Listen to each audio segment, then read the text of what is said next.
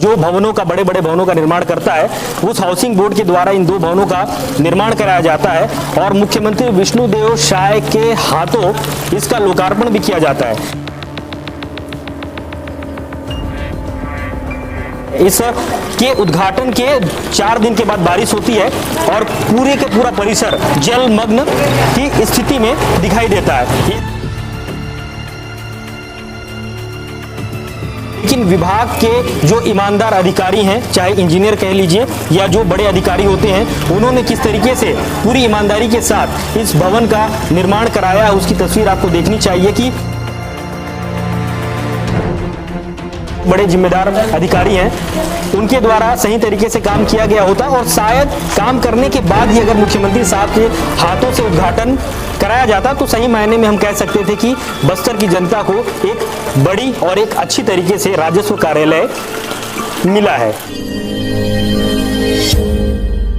सामने जो आपको तस्वीर दिखाई दे रही है, उस तस्वीर को देख करके आप स्वयं अंदाजा लगा रहे होंगे कि सामने जो दिख रहा है वो किसी तालाब का दृश्य है और जैसे जैसे आप धीरे धीरे ऊपर उठेंगे तो आपको एक बिल्डिंग दिखाई देगी, जिसमें सामने में दिखेगा आपको एक एसडीएम कार्यालय है और जहां से मैं इस वीडियो को शूट कर रहा हूं ये तहसील कार्यालय है। दरअसल 1 अगस्त को मुख्यमंत्री विष्णुदेव साय ने इस भवन का लोकार्पण किया था। ये कार्यालय जो है पहले नए कलेक्ट्रेट बिल्डिंग में एसडीएम कार्यालय और पोस्ट ऑफिस के सामने में तहसील कार्यालय संचालित होती थी, लेकिन 1 तारीख को लगभग 1 करोड़ की लागत से दोनों बिल्डिंग की अनुमानित लागत है,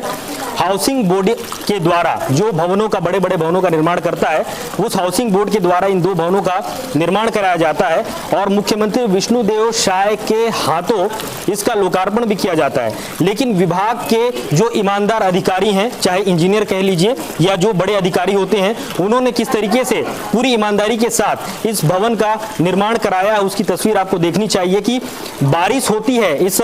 के उद्घाटन के 4 दिन के बाद बारिश होती है और पूरे के पूरा परिसर जलमग्न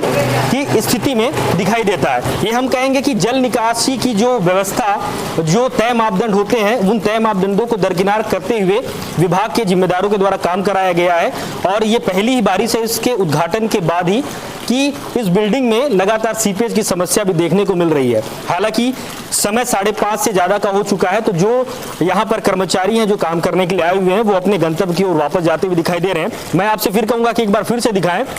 ये जो तस्वीर दिखाई दे रही है कि जिस ईमानदारी से काम करने की बात विभाग के द्वारा कही जाती है, जो कि छत्तीसगढ़ हाउसिंग बोर्ड गृह निर्माण मंडल के द्वारा इस दोनों बिल्डिंग का निर्माण कराया गया है और यहाँ पर जल निकासी की जो तय मापदंड होते हैं, उन तय मापदंडों को दरकिनार करते हुए शायद उनके द्वारा काम किया गया होगा। इस वजह से ही पहली बारिश में ही, हालांकि बारिश को बहुत समय हो गया है, लेकिन इसके उद्घाटन के बाद जो बारिश हुई है, लगातार 4 घंटों से बारिश हो रही है और इस बारिश में ही इस निर्माण के कार्य की कलई खुलती हुई दिखाई दे रही है। ये तो खबरें हैं जो आप सुबह से ही सोशल मीडिया के माध्यम से देख रहे हैं कि शहर किस तरीके से बारिश की वजह से तरबतर हो चुका है। शहर की तमाम बड़ी खबरें आप लगातार देख रहे हैं और एक खबर एक ऐसे कार्यालय की दिखती है जिस कार्यालय का उद्घाटन कुछ दिन पहले ही सूबे के मुखिया के द्वारा किया जाता है और यहाँ पर किस तरीके की स्थिति बनती हुई दिखाई देती है। खैर, जो विभाग के बड़े जिम्मेदार अधिकारी हैं उनके द्वारा सही तरीके से काम किया गया होता और शायद काम करने के बाद ही अगर मुख्यमंत्री साहब के हाथों से उद्घाटन कराया जाता तो सही मायने में हम कह सकते थे कि बस्तर की जनता को एक बड़ी और एक अच्छी तरीके से राजस्व कार्यालय मिला है। फिलहाल मुझे दीजिए इजाजत। मेरे साथ कैमरे के पीछे नरेश देवांगर और मैं अजय चंद्राकर, ARC न्यूज़ जगदलपुर।